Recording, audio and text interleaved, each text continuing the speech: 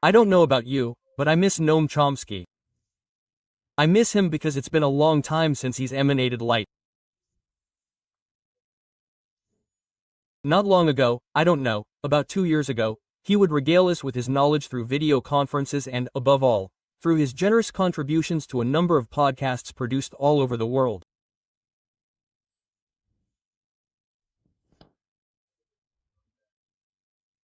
You know, his tangled hair, his deep and benevolent face, his expression somewhere between exhausted and incisive, and his lucid grandfatherly voice, capable of explaining with simplicity, seriousness, and a sense of humor the perversions and intricacies of U.S. imperialism, the dirty tricks of capitalist ideology, geopolitical conflicts, and the complexities of linguistics.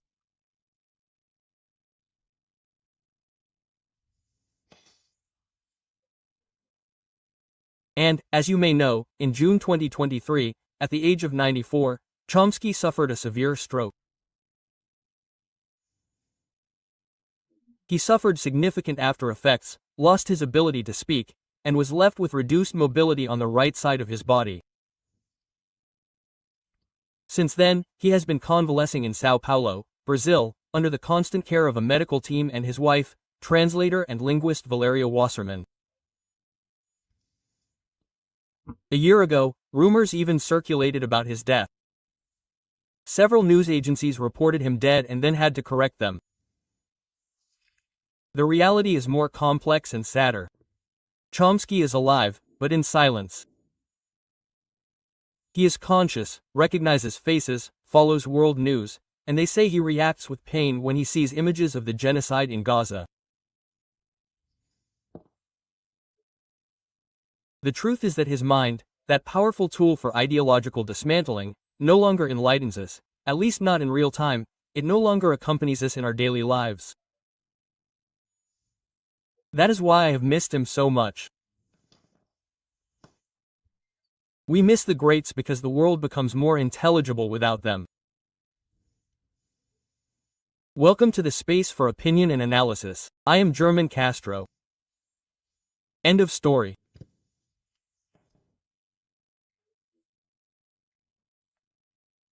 Since a few years before the pandemic, Professor Noam Chomsky never missed an opportunity to let us know that, although history never repeats itself, humanity finds itself at a critical moment, in a stalemate very similar to that experienced in the period from the Great Depression to the outbreak of World War II.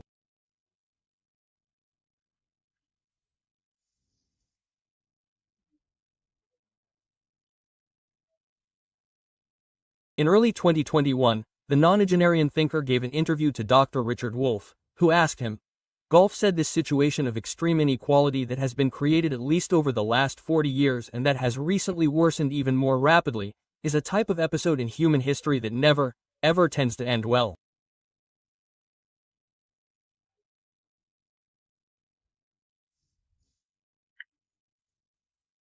And he asked the question, do you think that the growing anger or bitterness or rage or envy or whatever you want to call it will continue to be useful to the right more than it has been to the left? That was the question. Chomsky's response was the following. Well, he said, I'm old enough to remember a case before this. In the early 1930s, when I was a child, something similar happened. The system had collapsed due to a severe depression. There were essentially two possible ways out of the quagmire.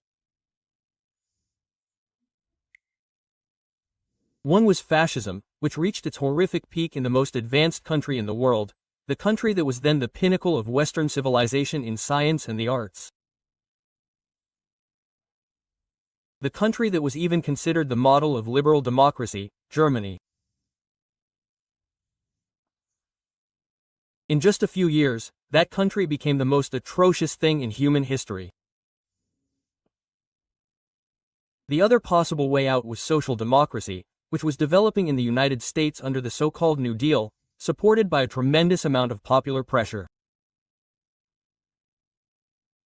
Business organizations, the military, labor unions, political activists, all of them managed to balance the scales of interests, and well, it was a very delicate balance.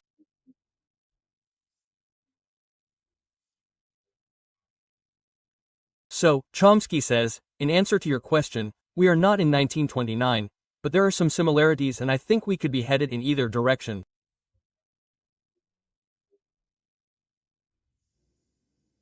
And tell Chomsky. In short, more democracy or fascist horrors, warned Chomsky. Today, 4 years later, which way is the pendulum swinging?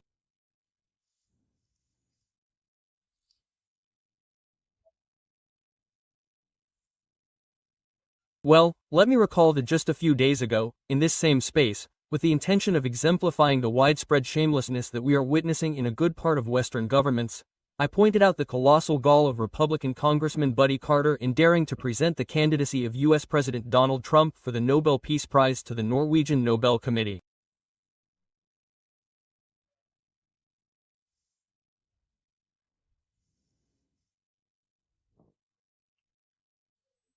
Well, events soon diminished that example because, as you have surely heard, the war criminal and Prime Minister of Israel, Benjamin Netanyahu, has just done the same thing, asking for the Nobel Peace Prize for the President of the United States. Belian Fernandez, a columnist for Al Jazeera, put it this way.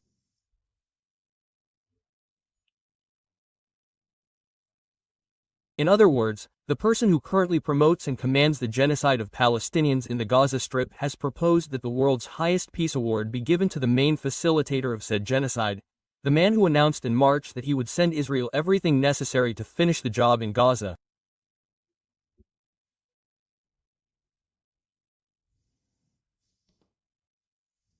How do you see where the planet is headed? More democracy or fascism? One more development. Just last Thursday, U.S. Secretary of State Marco Rubio announced that Washington would sanction the UN Human Rights Council's Special Rapporteur for the Territory of Palestine, Francesca Albanese. Why? For her efforts to get the International Criminal Court to act and take action against both American and Israeli officials and executives. Why? For their participation in the genocide. In other words, and in short, a country against a person, and not just any country, the most powerful country in the world, and not just any person, a UN official, more democracy or fascism.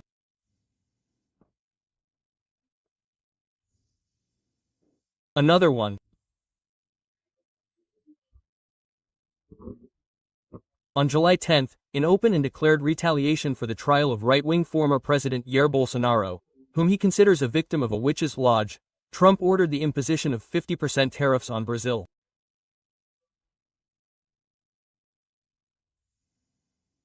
More democracy or fascism? One more, the last one for now. Trump also declared on the same day that he had separately warned Russian President Vladimir Putin and Chinese President Senator Pink that he would bomb their respective capitals, Moscow and Beijing, if either of them invaded or approached their neighbors.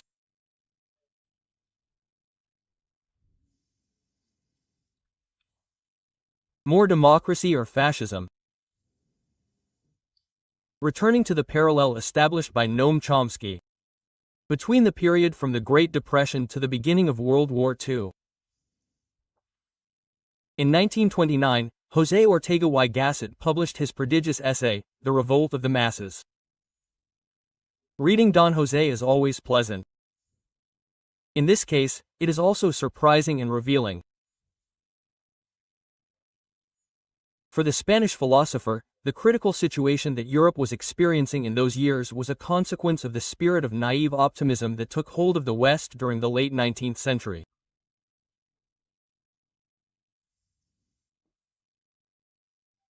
The portrait he paints of the foolish candor of Simononic Europe inevitably recalls the unhinged neoliberal triumphalism of the 1990s of the 20th century.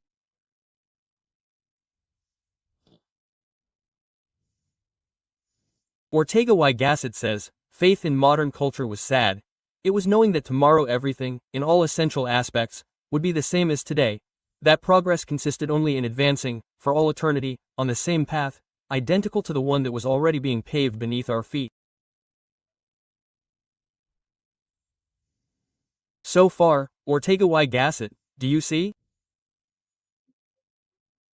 A faith so close to that which prompted Francis Fukuyama in 1989 to proclaim the happy end of history.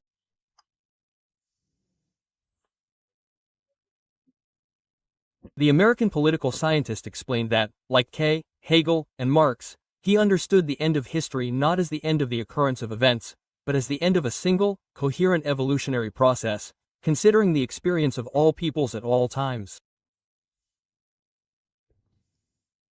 In other words, according to him, we had reached the goal. Yes, of course. As Fukuyama himself would recognize very shortly after, even before the pandemic, history, of course, did not come to an end, and instead this great panorama of uncertainty that is spreading everywhere had opened up.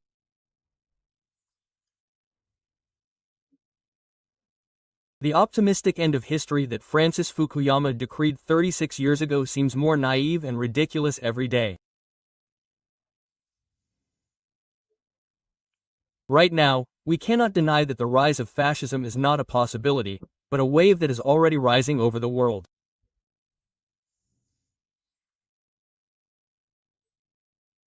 Democratic states are criminalizing protest, criminalizing those who demand peace, an end to war, or the dignified and humane treatment of migrants.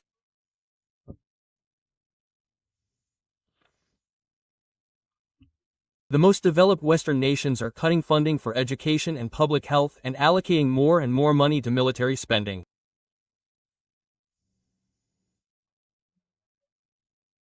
Disinformation campaigns and the creation of confusion are spreading not spontaneously, but in a coordinated manner.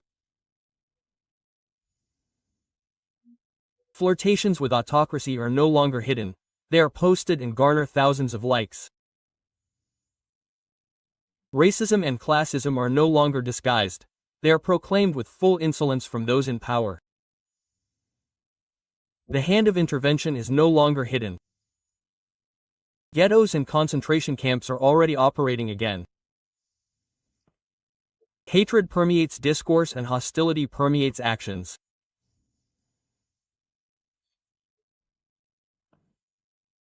In less than 40 years, we have gone from believing that we had all happily reached the end of history to fearing that we will all end. And now history really is ending. I am finished. Referring to the 1930s, Ortega y Gasset reported, quote, "Now we no longer know what will happen tomorrow in the world, and that secretly rejoices us.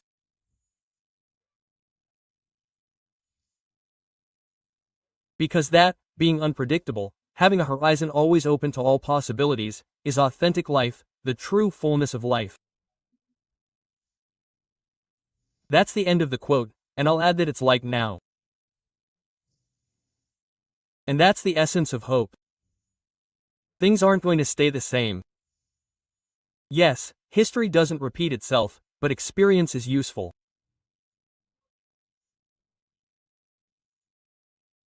Let's remember that here in Mexico, very recently, barely 7 years ago, we managed to change the course of events just when everything seemed to be going down the drain, just like it's happening out there, here in the world.